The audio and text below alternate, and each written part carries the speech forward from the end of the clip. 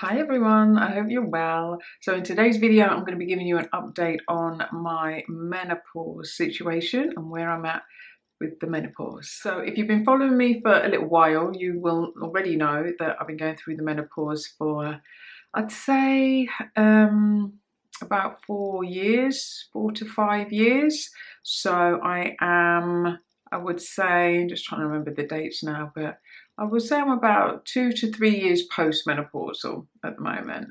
So definitely on the other side of it. However, doesn't mean that the symptoms have changed, because they haven't. And I've done videos on this before, so I'll leave links down below and up above with my menopause journey. But just as a quick recap, I started going through the menopause when I was 47, and yeah, it was symptoms that I didn't really realize were the menopause. You know, started getting like a bit of brain fog, anxiety, tiredness. So I didn't really know what it would feel like to go through the menopause. So I didn't even know that I was actually going through the menopause at the time. So anyway, had these symptoms, and the periods obviously started getting less. And then I realised, okay, I'm in the menopause, and it's been quite tough for me over the last, I'd say, 2 to 3 years. Have been really challenging. So perimenopause wasn't too bad, but once the hormones completely tanked, that's when I really struggled. And for about 2 or 3 years, I've really been struggling with brain fog, headaches, tiredness, joint pains, dry mouth. What else? Memory loss. Oh my god. Welcome to the 50s. What else? I would probably say they were my most common symptoms. So I did have the night sweats a little bit, but they didn't last that long for me. And then I had a spurt of the hot flushes, and then they went, and then they came back a little bit again a few months ago. And so, yeah, it's been a challenge. It is such a tough season, you know. Not for everybody. Some people just sail through and they're fine. But for some of us, oh my gosh, it's hard. It's hard, you know, really hard.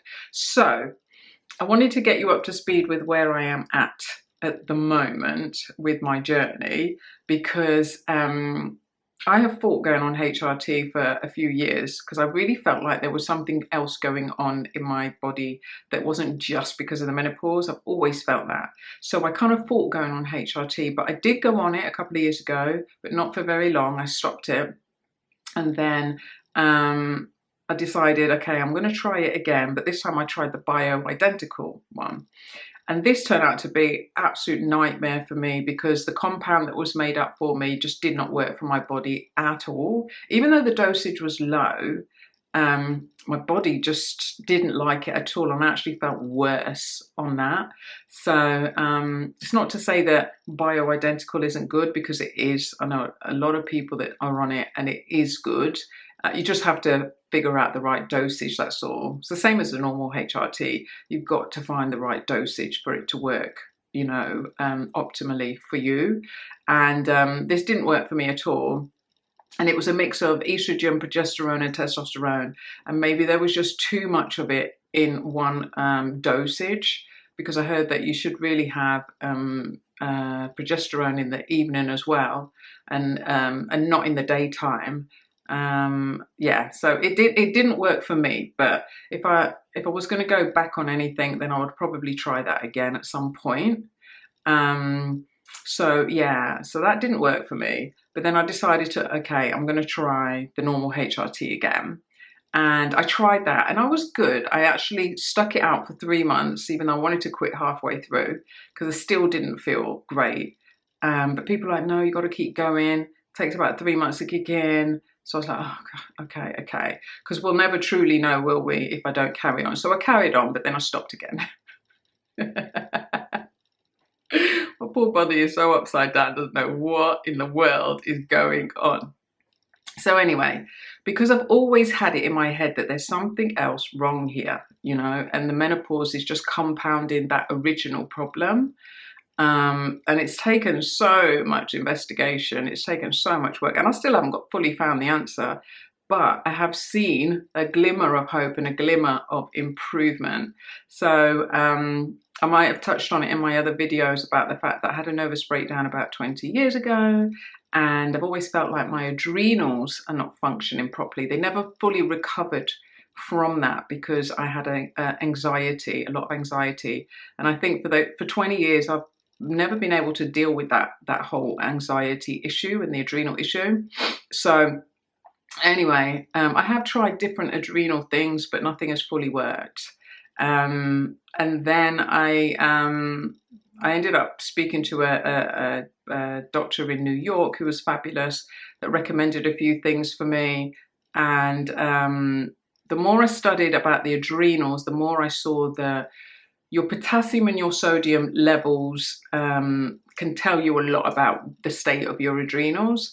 And when I had some blood tests done, she could see that because my potassium and sodium were a certain number, and my thyroid was a certain number, you could see I had an adrenal problem. So we started looking at, right, I need to strengthen the adrenals more than anything at the moment. So that has been kind of where I've been focusing at, is trying to really strengthen my adrenals as opposed to really tackling the hormonal side of it. And it's been an interesting journey just doing that. And alongside that, I actually came across a lady who is a health coach in America. I don't know her, just follow her online. And she mentioned 3 things that really jumped out to me that felt like, oh, okay, I need to take note of what she's saying. One, she was talking about a guy who was saying that he eats well and he eats healthily. She's like, okay, well, what did you eat? And he said, well, I have oats and fruit in the morning. I have sandwich and salad for lunch, and I have pasta with stir fry in the evening. So to me, that sounded quite healthy. But then she said, that's all sugar. It's all sugar. And I'm like, oh my God, damn. So that was point number 1 that was in my head. And then on Instagram Live, she said something else. She's talking about different illnesses, diabetes, high blood pressure,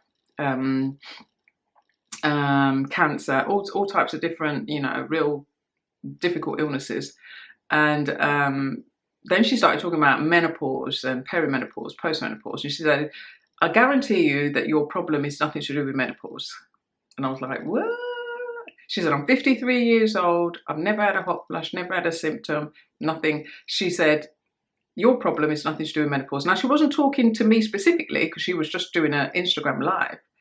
But when I heard that, I was like, that's how I've always felt. So I took note of that. And then the third thing she said was, I've been substituting kind of eating chocolate and kind of bad things with chewing gum. So I think, okay, if I can get the same kind of sense of I'm eating something, then I'm good. So I would buy chewing gum and chew gum. And then she said on the live, if you're chewing gum, that's no good for you. You need to stop. I was like, oh my gosh. She said, 1, it's sugar, and 2, your digestion is probably all over the place. And I was like, oh my gosh. And the day before, I'd gone to the Sainsbury's to buy a tub of chewing gum, and I'd left it there by mistake. I'd left it in the basket and I forgot to swipe it through and bring it home. And that was the day before she said that. So I felt like God was saying, just leave the chewing gum where it is.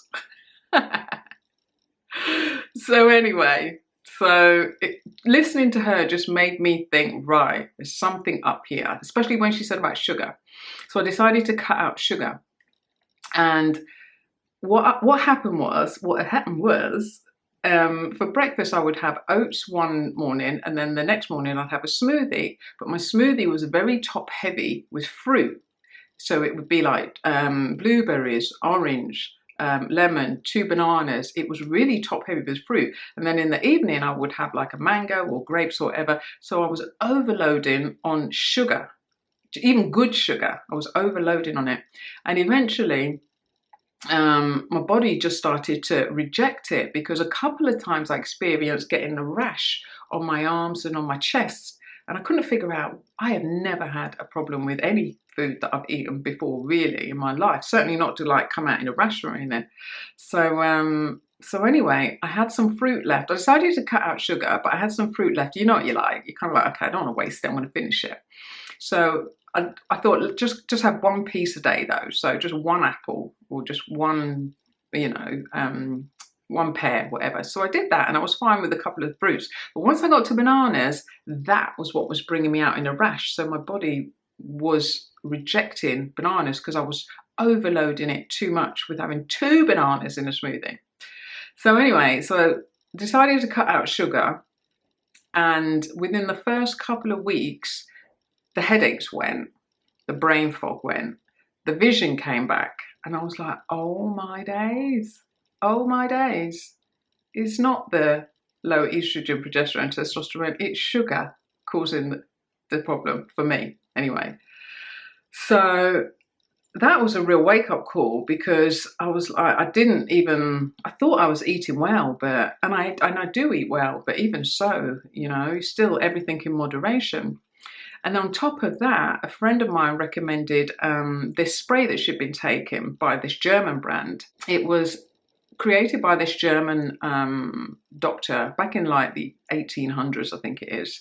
And he talks a lot about cell regeneration and how the body needs to repair itself and, you know, repair the tissues in the body. And he's created a brand of tissue salts. And so she's been using this one that's a combination of 12 minerals. So you've got calcium, you've got magnesium, you've got potassium, you've got sodium. So when I saw that it had potassium and sodium in it, I thought, okay, well, I know that's an issue for adrenals, so let me try it. So I'd spray this spray 4 times underneath my tongue, and within 3 days, my energy went back up. I was shocked. I was like, nah, surely not, surely not. I kid you not. Because what I was finding with my energy was so bad that even if I did anything different to any normal kind of daily, just going to supermarket, you know, if I did anything out the norm, like going to football or whatever, I was shattered for the next week. Absolutely shattered. Couldn't function. Shattered for the next week. But this spray brought my energy right back. And even though it's not 100%, it's better than what it was. I feel better than what I did. And I have more energy than what I had before. So the combination of increasing my mineral level, which, you know, when I had my blood test done, showed that, oh yeah, it's fine, it's normal, it's normal, it's normal. And cutting out the sugar so far has really improved my symptoms. And it's funny because I had a blood test taken before this. I had a blood test taken about 4 or 5 weeks ago. And it was just specifically hormones, so estrogen, progesterone. And it showed that my estrogen levels were absolutely on the floor, pants. So an optimal number, from what I hear, don't quote me on it, but from what I hear, an optimal number for estrogen is 700. And if you're under 500, then you are in the menopause. Mine was 52. 52. Yeah, really bad, on the floor. So like, a friend of mine's like, no wonder you feel bad. No wonder you feel bad. So it meant that all the other levels were really bad as well. And the goal was to get the estrogen up, get the estrogen levels up. So that's what I initially thought was like, right, get the estrogen levels up. But what I've realized is it really isn't just the hormones that's the problem, because I feel better with not getting the estrogen levels up, but cutting out the sugar and upping the minerals and working on cell regeneration and cell repair to repair the body, you know. So it's been interesting. It's been an interesting few weeks, and I'm still not there yet. You know, you probably noticed I look quite tired still, because I'm still dealing with anxiety a little bit. Not as bad as what it was, but it's still hanging on for dear life, you know. And I trust God that that will come to an end at some point, you know, that anxiety will go. Because it could be more of a spiritual attack than anything else, constantly. So the anxiety is the issue that's still a concern for me at the moment. So it is hampering kind of like my sleep and things like that. But generally, I can function better than I could before I cut out the sugar and before I up my mineral level. So yeah, it's been an interesting few weeks. I want to share with you what I am actually taking at the moment, just to give you an idea of just some of the supplements that I'm also taking. So I'm taking B12, vitamin B12, and I'm taking B12, methyl B12. I am taking vitamin C. So this is one by Sufficiency, and this is like a powder in there, and it's quite a high dose, 4,000, sorry, 4,000 in there. And then I'm also taking omega-3. So I'm also taking omega-3. I am also taking vitamin D with K3. And then for the adrenals, I'm currently taking Adrenamax, but I'm also taking this one as well, which is Vitanica's Adrenal Assist. And then the salts that I was telling you about is this one, Dr. Schuessler's Tissue Salts. So I'm also taking this. Now, I have to say that these two are probably the biggest game changers for me, because I ended up running out of this, and I didn't replace it because I thought that this was going to be like the wonder thing, but I did still need this. And I've used Vitanica's women's menopausal supplement as well. It takes about 6 weeks, maybe 4 to 8 weeks to kick in, but it was also very good. And I really like this brand. I really like Vitanica. I think they do really good products. So these two at the moment are kind of like the key for me at the moment. I'll leave a link down below for everything that I am taking, just in case you want to grab it or try it. But I'm always trying different things, looking for different things to see how else, you know, I can improve. I think one of the areas that I need to really improve on is exercise and movement, because I sit down a lot, I work from home a lot. I don't move enough, I'm on the computer a lot. So that could seriously help with the anxiety. So I know that probably that would be the next step for me, is to exercise, get exercise in, because I'm not moving enough. And I think, you know, definitely in this phase of life where health really needs to be ramped up even more so than before, because, you know, we know that things decline, things get harder, it's a tougher season. So you have to really put in the effort and the energy and the work to be able to function properly.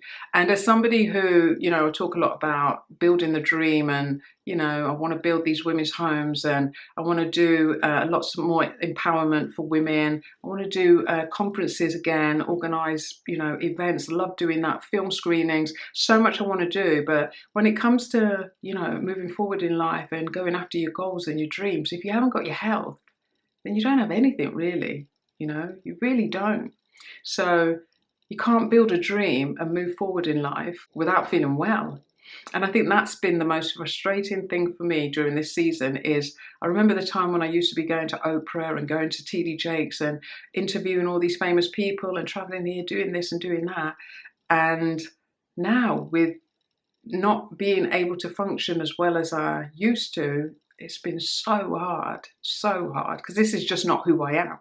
You know, I want to be out there making a difference, changing lives, helping women to take the next step towards building their dreams. And health is key. Health is so key. It's number one. It really is. So yeah, so I just wanted to jump on and give you a quick update with my menopause journey. I would love to hear your menopause journey, see where you're at, see if there's anything I can do to help. If you've got any recommendations of products that are helping you that you could share, leave it in the comments down below. Let me know and let everybody else know, because we're all in this together, and if we all support each other, help each other, we can, you know, we can all make it through. So I've also left a link down below for a free guide that helps you when it comes to like building out your dream. And, you know, if you've got dreams that you want to pursue, don't let menopause stop you. Don't let the menopause stop you. You know, hang on to that dream, do what you can. I always say it's about taking the next step. It's about taking little steps. What little can you do in this season to help you move that dream forward? You might not feel as well as you would like to. You might not have the brain span to do as much as you would like to, but maybe you could just do a little something, like make a phone call, send an email, you know, whatever it is, do some research for 15 minutes, whatever it is. I would encourage you to do it, just to try and help keep your dream moving forward, step by step, just take the next step. That's all you have to do, just the next step, okay? All right. enough rambling. So anyway, I hope this video has helped you. Leave me a comment down below. Let me know about your menopause journey. You know, I need to know that I'm not in this on my own. Please don't leave me out here on my own going through this. All right, leave me a comment down below. I shall see you in the next video. Thanks so much for watching. Bye.